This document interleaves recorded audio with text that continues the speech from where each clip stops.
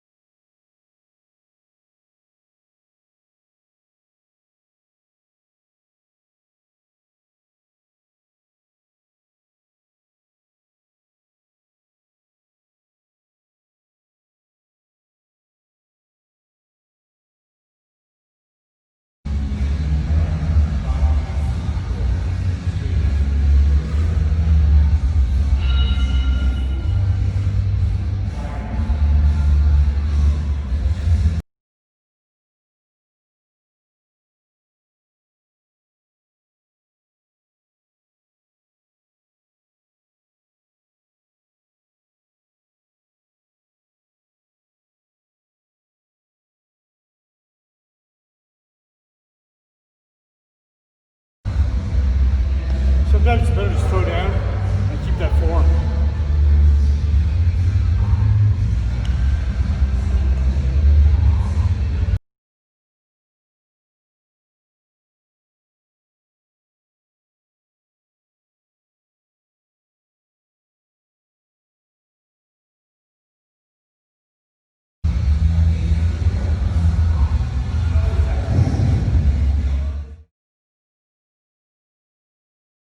Strength. Just tell everybody kind of what you were doing and why.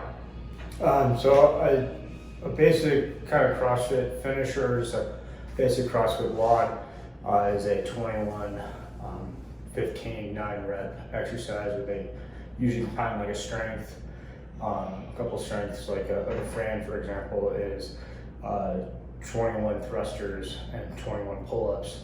So it's kind of like a strength exercise as well as like a body weight workout, something like it kind of get amped. You'll see during that workout too that as I got towards the end, obviously I was getting fatigued, lactic acid started to burn, started slowing down. But when you get that fatigue, you really have to slow down and watch your reps. That way you can really work on form, burpee form, deadlift form is really important. So like I really slowed down during the last couple sets of deadlift to really watch that form. And then kettlebells, same thing, just kind of protect that back and protect your lower leg as well. Because it's important to get strong and try to power through these workouts, but if you're hurt, you can't work out. Makes sense. You mentioned form. How important is it at the beginning as opposed to the end of that workout you just did? At the beginning, definitely went a little too fast on those burpees, but you always try to count out every single one. So burpees, you can relax a little bit on that form just because it's basic bodyweight workout. You're not going to get as hurt, but deadlift and kettlebell, you really want to slow it down because you're moving weight around, and that weight's going to be pulling tension on your body in different ways. So you really want to watch that form through the beginning all the way through the end of that workout. Completely alert on that side. How did you decide which exercises to pair together? Obviously, there's things that you can find online where we'll kind of automatically pair exercises together. But you know, if you're, let's say somebody's at home and they're building their own finisher like that, how do they choose which exercises are going to benefit them the most? I definitely do something that will focus on strength, and I kind of build something around that. So like today, I wanted to do something with deadlifts, so that's why I incorporated deadlift right away. And then I did burpees. I think it's just because I really don't like burpees. So the more burpees you do, the less hard they become, the easier they become. And so I just do stuff that I want to practice. Burpees are also really good because it's just a full body movement and it gets your heart pumping. So it's a great movement. As much as I love them, I hate them. And then kettlebell swings is a weighted movement, but it's also a very controlled movement. So that was kind of what I was using at the end to kind of control that breathing as I went back into a session of burpees.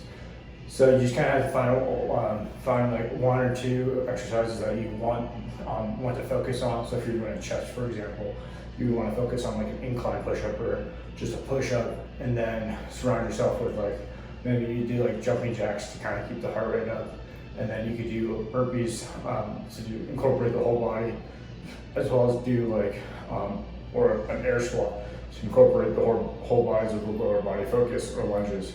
So just kind of like make sure you hit your whole body with a finisher like that.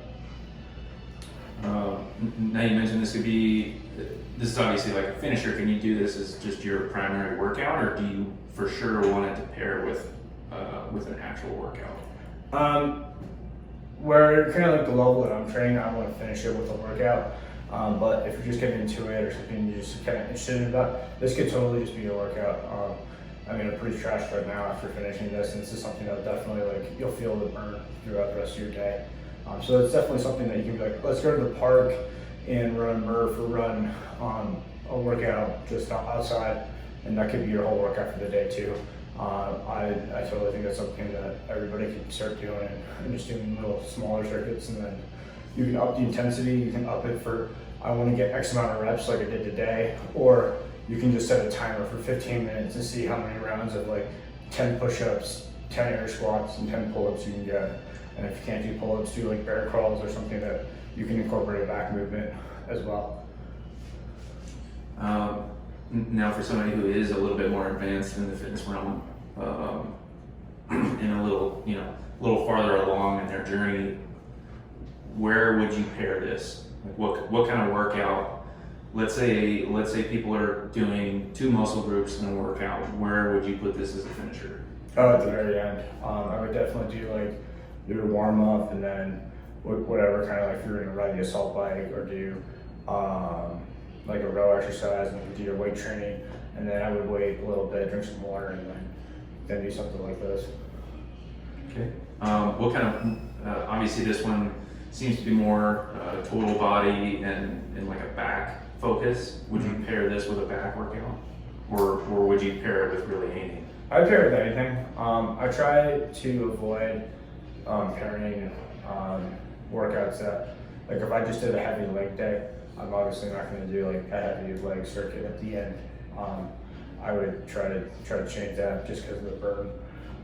But that's also kind of like how I feel some days. Some days I'm just like gung ho and ready to crush it all. So I'll do something like maybe like box jumps with just a different intensity. Maybe like a box jump lunges, kettlebell squat kind of day at the end. That's really all the questions I had. Do you have anything else that you want to throw in that might be valuable to anybody watching? Yeah, I think the more you practice something you don't like, it usually becomes, and it's not something that you don't like to do. It's just something, it turns into something that you can just incorporate in your workout. For the longest time, I didn't like swimming, and I started incorporating that weekly. And now that I've gotten fairly proficient at swimming, it's just something that I look forward to doing in a week. So it's just like, don't look at a workout and be like, I don't want to do that because it has burpees in it, or I don't want to do that because it has too many pull-ups in it.